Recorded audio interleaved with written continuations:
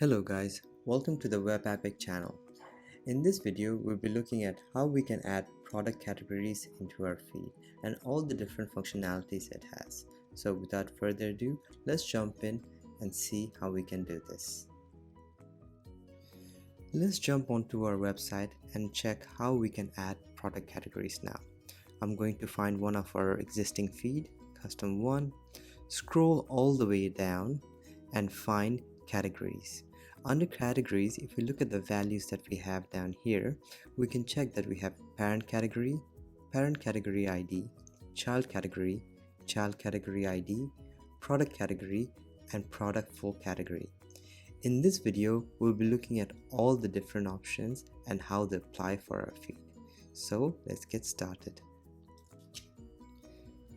Before I go ahead and explain how all these values work, let me go ahead into product and categories and explain to you how the hierarchy is set up within categories. So let's click on categories and you'll see this page where all the different categories are set up.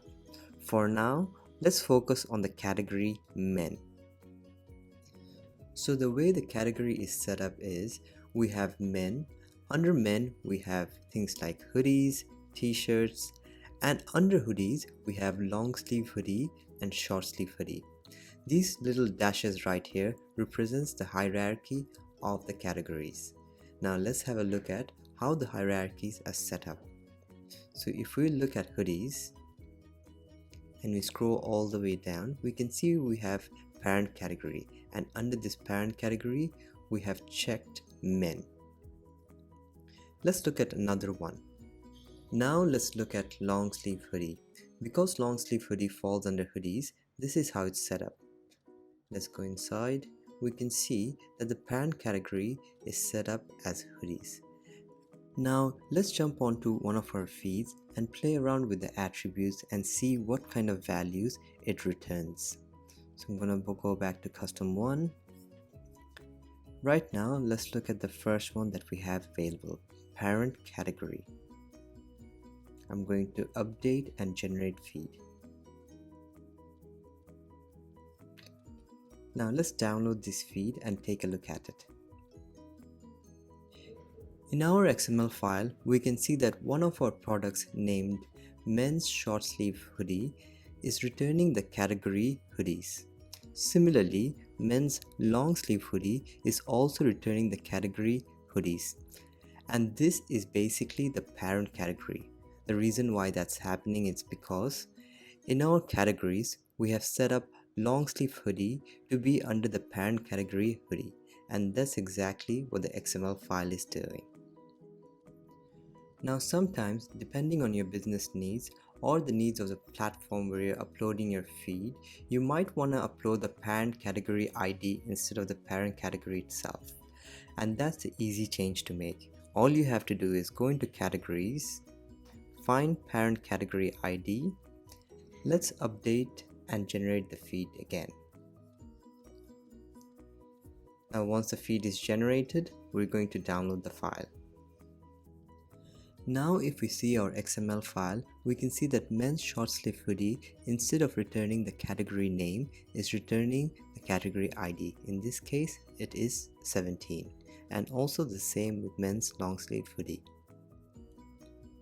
The next category we're looking at is going to be child category.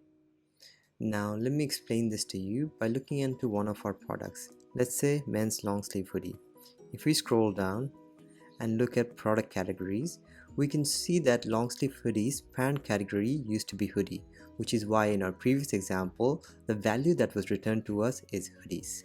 Now, because since we have chosen child category, we expect this value to be returned, long sleeve hoodie, because it is the child category. So let's go back here, let's update and generate our feed. Once the feed is generated, I'm going to download it and let's take a look at it now. Now when we look into our feed, we can clearly see that under categories it's returning us a different value. So it's returning short sleeve hoodie for us, and for long sleeve hoodie it's returning the child category instead. Similar to category and parent category ID, if you wanted the child category not to appear and instead you want to show the child category ID, all you have to do is go back to your feed and choose this and update and generate your feed. The next category we'll look at is product category or category path. So I'll click on that and update and generate my feed. Now let me show you how the categories are set up for one of our products. Let's use men's long sleeve hoodie as an example. If I scroll down, you can see under product categories, I have hoodies ticked and long sleeve hoodie. I have not ticked men, even though men is the parent category. So let's go ahead and update this. And now let's look at our feed. In our XML feed, we can see that the category being returned as it's ticked under products. So we have hoodies and we have short sleeve hoodie right after it. Similarly, for long sleeve men's hoodie, we also have the same thing chosen, hoodie, and then we have long sleeve hoodie. Now I'm going to change one of the attributes and show you how the change affects the XML file. Now let's go back into our feed and change this attribute to product full category or the category full path. When we choose this and we generate our feed, you'll see something different. Now let's have a look at that. If we look at our feed right now, we can see under categories it has brought through the whole path. So it's men, hoodies and long sleeve hoodie, even though here we have just chosen hoodies and long sleeve hoodie. This is because of the change in attribute we've made earlier. Similarly, under short sleeve hoodie, we can also see that it has brought through the whole path. So depending on the needs of your feed, you can always choose to have the full product category or just the product category that you've chosen under your products. So that is it, guys. Now you guys are an expert on product categories. If you have any questions, please email us at support@webapppick.com. I hope everybody found this video useful. Please leave us a like and subscribe to this channel for more videos like this. I hope everybody has a good day. Thank you very much.